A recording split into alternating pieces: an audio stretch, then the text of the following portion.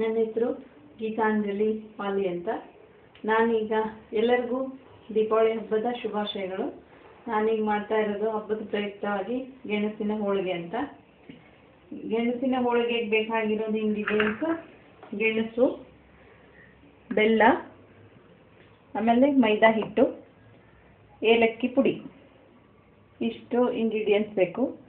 ಈಗಿನ ಎಲ್ಲ ಇದರೊಳಗೆ ನೋಡಿದರೆ ಕಾಲಮಾನ ಪರಿಸ್ಥಿತಿ ನೋಡಿದ್ರೆ ಸಿಲಿಂಡರ್ ರೇಟ್ ಜಾಸ್ತಿ ಆಗಿರೋದಕ್ಕೂ, ಆಮೇಲೆ ಒಂದು ಹೋಳಿಗೆ ಸ್ವೀಟ್ ಪ್ರಿಪೇರ್ ಮಾಡ್ಬೇಕಂದ್ರೆ ಎರಡೆರಡು ಸತಿ ಕುದಿಸ್ಬೇಕು, ಬೇಳೆ ಬೇಯಿಸ್ಬೇಕು, ಬೆಲ್ಲ ಹಾಕಿ ಮತ್ತೆ ಇದನ್ನು ಮಾಡಬೇಕು. ಅದ್ರ ಬದಲು ಇದು ಒಂದು ವಿಸಿಲ್ ಕೂಗಿಸ್ಕೊಂಡ್ಬಿಟ್ರೆ ಸಾಕು ಗೆಣಸನ್ನು. ಅದಕ್ಕೆ ಸಣ್ಣದಾಗಿ ಹೆರ್ಕೊಂಡು ಬೆಲ್ಲ ಪೇಸ್ಟ್ ಮಾಡಿದ್ರೆ ಹೂರಣ ರೆಡಿಯಾಗಿರುತ್ತೆ. ಅದಕ್ಕೆ ಕಣಕ ಕಲಿಸ್ಕೋಬೇಕಾಗುತ್ತೆ. ಗೋಧಿ ಹಿಟ್ಟಿನ ಕಣಕ ಕಲಿಸ್ಕೊಂಡಿದ್ದು ಈ ರೀತಿ ಇದೆ. ಗೋಧಿ ಹಿಟ್ಟೆಲ್ಲ ಇದು ಹಾಕಿ ಕಲಿಸ್ಕೊಂಡಿರೋದು ಗೋಧಿ ಹಿಟ್ಟು. ಇದಕ್ಕೆ ಗೆಣಸು ಬೆಲ್ಲ ಎಲ್ಲ ಕುದಿಸ್ಕೊಂಡಿರೋ ಪೇಸ್ಟ್ ಆಗಿರೋದು ಈ ರೀತಿಯಾಗಿದೆ ಹೂರಣ. ಬರೀ ಒಂದು ವಿಸಿಲ್ ಕೂಗಿಸಿ ಬೆಲ್ಲ ಕೂಡಿಸಿ ಏಲಕ್ಕಿ ಪುಡಿ ಹಾಕಿಬಿಟ್ರೆ ಹೂರಣ ರೆಡಿ ಆಯ್ತಿದ್ದು. ಇದು ಕಣಕ ರೆಡಿ ಆಗುತ್ತೆ. ಈಗ ಹೋಳಿಗೆ ಮಾಡಿ ನೋಡೋಣ.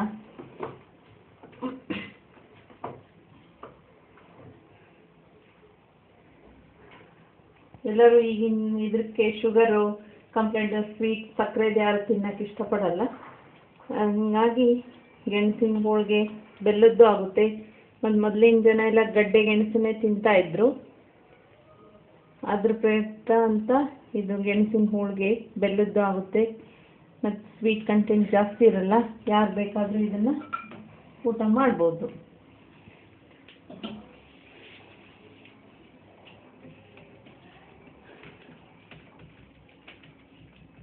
ಮತ್ತು ಮೊದಲೇ ಎಲ್ಲರೂ ಹಾಡು ಹೇಳ್ತಿದ್ರು ಇದ್ರ ಬಗ್ಗೆ. ಗೆಣಸು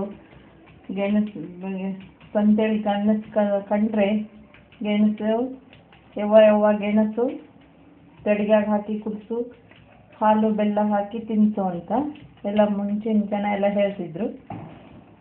ಆ ರೀತಿ ನಾವು ಈಸಿಯಾಗಿ ಬೇಗನೂ ಪ್ರಿಪೇರ್ ಮಾಡ್ಬೋದು. ಈಗ ಬೇಕಾದ್ರೆ ಕೆಲಸಕ್ಕೆ ಹೋಗೋರು, ಬೆಳಗ್ಗೆ ಹೊತ್ತು ಅರ್ಜೆಂಟ್ ಮಾಡಬೇಕಂದವರು ಎಲ್ಲ ಬೇಗನೆ ಪ್ರಿಪೇರ್ ಮಾಡೋಕ್ಕೆ ಭಾಳ ಟೈಮ್ ಏನು ತಗೊಳ್ಳೋದಿಲ್ಲ ಇಲ್ಲಿ ಹೋಳಿಗೆ ಮಾಡೋಕ್ಕೆ.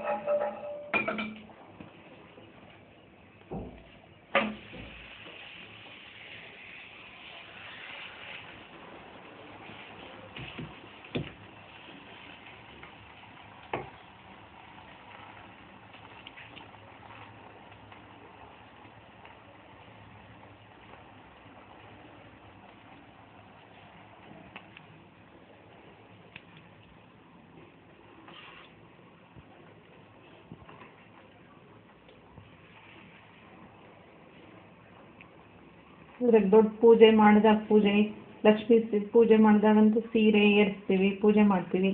ಸ್ವೀಟು ಹೋಳಿಗೆ ಮಾಡಲಿಲ್ಲ ಅಂದರೆ ಚೆನ್ನಾಗಿ ಅನಿಸಲ್ಲ. ಹೋಳಿಗೆ ಮಾಡಿದ ಮೇಲೆ ಮನೆಯಲ್ಲಿ ಇದ್ದವರು ಎಲ್ಲರೂ ಉಂಡ್ರೆ ಖುಷಿಯಾಗಿರುತ್ತೆ. ಅದಕ್ಕೆ ಎಲ್ಲರಿಗೂ ಎಲ್ಲ ರೀತಿ ಇದ್ದವ್ರಿಗೂ ಅನುಕೂಲ ಆಗಲಿ ಅಂತ ಇದು ಗೆಣಸಿನ ಹೋಳಿಗೆ.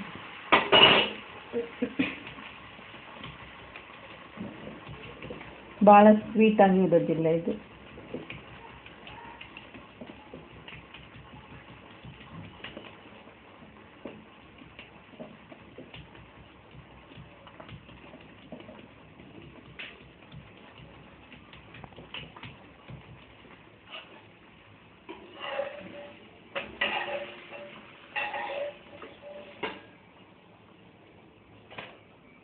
ಸ್ವೀಟ್ ಅಂದಮೇಲೆ ಸೈಡ್ಸು ಖಾರ ನೆಂಚ್ಕೊಳ್ಳಿಕ್ಕೆ ಏನಾದ್ರು ಬೇಕು ಕಂಪಲ್ಸರಿ ಆಗಿ. ಅಂದರೆ ಹೋಳಿಗೆ ಜೊತೆ ತುಪ್ಪ, ಸಂಡಿಗೆ, ಈ ಕಡೆ ಎಲ್ಲ ಮೆಣಸಿನ್ಕಾಯಿ ಭಾಳ ಇದು ಕಾಂಬಿನೇಷನ್ನು, ಕೋಸಂಬರಿ.